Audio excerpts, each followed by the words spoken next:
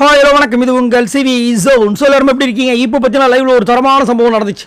அதாவது அடிக்கலாம், ஆனால் இப்படி புரட்டி போட்டு அடிக்கூடாதா சாமி அப்படின்ற மாதிரி இருந்துச்சு. அதாவது இந்த வாரம் நாமினேஷன் முடிவுகள் காலையிலே நான் கொடுத்துட்டேன். அதில் கிட்டத்தட்ட 10 பேர் வந்திருந்தாங்க. அதில் டைரக்ட் நாமினேஷனாக ஜாக்லின் அண்ட் ரஞ்சித் உள்ளே வந்திருந்தாங்க. எனக்கு ஜாக்லின் வந்தது கூட பெரிய இது இல்லை, ஏன்னா அவங்க வந்தாலே எப்படி காப்பாற்றப்படுவார்கள். பட் ரஞ்சித் உள்ளே வந்தால் பார்த்தீங்களா, அதுதான் செம்ம மாசான விஷயம். ஆனாலும் மக்கள் திருந்தவே மாட்டுறாங்க, ஓட்டை போட்டு இறச்சிட்டு இருக்காங்க. அதுலேயும் குறிப்பாக வந்து பார்த்தீங்கன்னா இந்த நாமினேஷன் முடிவுகளில் மஞ்சரிக்கு தான் ஒரு பயங்கரமான ஒரு அதிர்ச்சி ஷாக்கை கொடுத்துட்டாங்க. ஏன்னா இது வரைக்கும் இந்த மாதிரி நடந்திருக்கான்னு கூட தெரியல. அதேமாதிரி வைல்ட் கார்டு என்ட்ரியில் இவ்வளவு ஒரு ஹேட்டர்ஸை சம்பாதிச்ச ஒரே கண்டஸ்ட் நம்ம மஞ்சரியாக தான் இருக்க வாய்ப்பு இருக்குது. ஏன்னா அந்த அளவுக்கு தரமாக போன வாரம் பண்ண விஷயங்கள் அந்த மாதிரி. ஏன்னா அதாவது ஒரு கேப்டனாகவும் ஒரு படைத்தளபதியாகவும் ரெண்டு விதத்துலையும் பார்த்தீங்கன்னா அவங்க ரொம்ப சர்வாதிகாரமாக ரொம்ப கொடுங்கோல் ஆட்சி, அதாவது என்ன சொல்கிறது, ரொம்ப ஒரு மாதிரி பண்ணிட்டாங்க. அதனால் நிறைய பேர் வந்துட்டு மஞ்சருக்கு சப்போர்ட் பண்ண ஆட்கள்லாம் இப்போ வந்து அப்படியே மஞ்சருக்கு ஆப்போசிட்டாக மாறிட்டாங்க, நான் உட்பட. ஸோ அதனால் இங்கே பார்த்தீங்கன்னா பிக் பாஸ் வீட்டுக்குள்ளேயும் அவங்கள வந்துட்டு வச்சு செஞ்சுருக்காங்க. கதறாங்க, அப்படி துடிக்கிறாங்க, இன்னும் இது அப்படின்ற மாதிரி ஷாக் ஆகிறாங்க. ஸோ இப்போ தான் நாமினேஷன் முடிவுகளை வந்து பிக் பாஸ் வந்து அறிவிக்கிறாரு.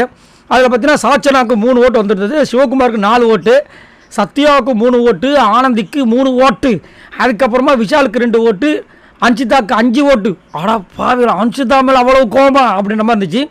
அதுக்கப்புறம் ரயானுக்கு 3 ஓட்டு, மஞ்சரிக்கு 8 ஓட்டு. அட்டேங்க அப்பா, என்னையா சொல்கிறீங்க அப்படின்ற இருந்துச்சு. ஏன்னா மொத்தமே 8 பேர் தான் உள்ள வந்தாங்க, டைரக்ட் நாமினேஷன் 2 பேர். ஸோ 8 ஓட்டு வந்துட்டு மஞ்சரிக்கு வந்திருக்கு. எல்லாரும் வந்து போட்டிருக்காங்க, பாரபட்சம் இல்லாமல் போட்டிருக்காங்க.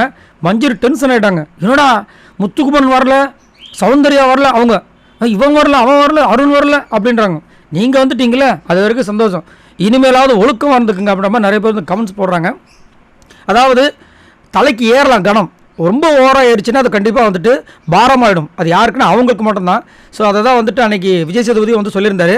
இவங்களுக்கு அருமையாக ஒன்று சொல்லியிருக்கலாம், ஆனால் மிஸ் ஆகிடுச்சு. சரி, நீங்கள் உங்களோட கமெண்ட்ஸை சொல்லுங்கள்.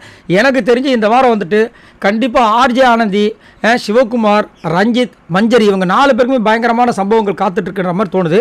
நீங்கள் உங்களோட கமெண்ட்ஸை சொல்லுங்கள். இவங்களில் யார் வெளியேறினா நல்லாயிருக்குன்னு நினைக்கிறீங்க? மறக்காமல் கமெண்ட்ஸ் பண்ணுங்கள். பாய் நண்பர்களே.